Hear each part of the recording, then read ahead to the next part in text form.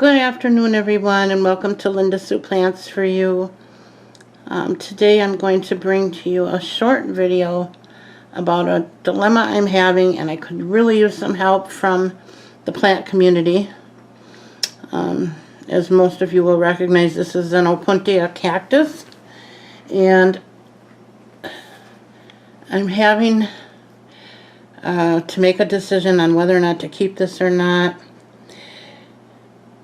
Let me start out by just saying the reason that I have this on a paper towel and I sprayed it with a little wetness in hopes that as I move this plant around to do this video there won't be any residue on the kitchen or dining room table.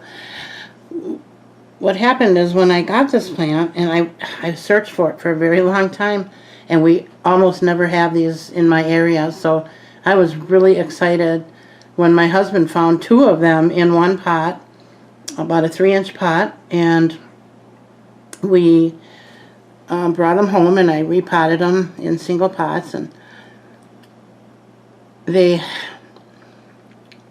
well, let me back up a little bit. When we bought the plant, I felt it, and I said, oh, and it doesn't even have prickers on it. It's soft. So I was really happy about that. I thought, good, I can bring it home and not have to worry. I do have little grandchildren, and my youngest one he's actually my great-grandson, and he's 3 years old, and he absolutely loves plants. And he loves touching plants, so I have to keep this way hidden from him, and I do.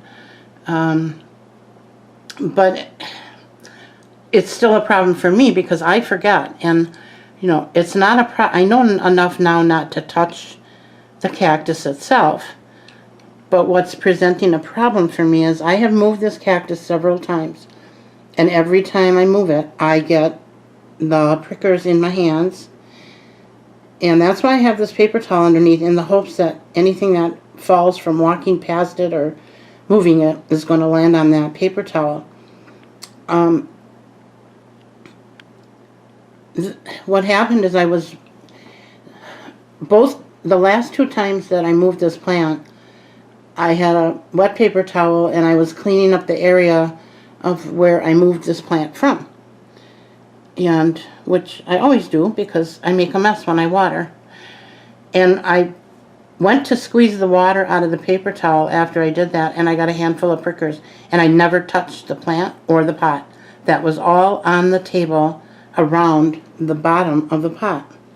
So I have to assume that these prickers are just airborne, you know, if you have enough breeze in the room, and I do have a fan in that room, or if you're walking by or whatever. I'm not sure, but what I am sure of is they fall on the table around the plant. And I don't know about you guys, but that's just something I don't want to have to deal with. I don't want to have to worry about it, I guess, put it that way.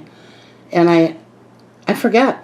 And I just know that if there's going to be another time when I go to clean up around this plant and I'm going to forget, and I'm going to have a handful of prickers. One thing I do want to say is I do not have sensitive skin. And my hands are pretty calloused. I'm a hands-on kind of girl, and I don't like wearing gloves. I very, very rarely do I wear gloves when I'm working with plants or in my garden. I like the hands-on feel against my skin. So my hands are not, you know, overly sensitive or anything. So I just want to get that out of the way in case that might be going through your mind, and I wouldn't blame you if it was, but that is not the case. So the reason I'm doing a video on this today is I would really appreciate it if somebody who owns this plant, and I know many of you do because I've seen them on YouTube, if you could please either comment or private message me on Instagram. My name is the same, Linda Sue Plants for You, and let me know if you've had this problem, and if so, how did you deal with it? What did you do? Okay, and hopefully somebody will come up with an answer for me. I'm afraid the answer I'm going to get is I just have to be more careful, and that's just not going to be an option with my little ones around. So I don't know what to do, but this is it. And she's so pretty. She's really so pretty. I just love her. And I see there's a little baby down in the bottom of the pot there. I don't know what that is. It looks like something from my... almost looks like from the Echeveria. Looks like my Echeveria Lola. I wonder. It could be, because I did have one of those and it was close to this. I don't know how that would have gotten in there, but stranger things have happened. So maybe I'll dig that out.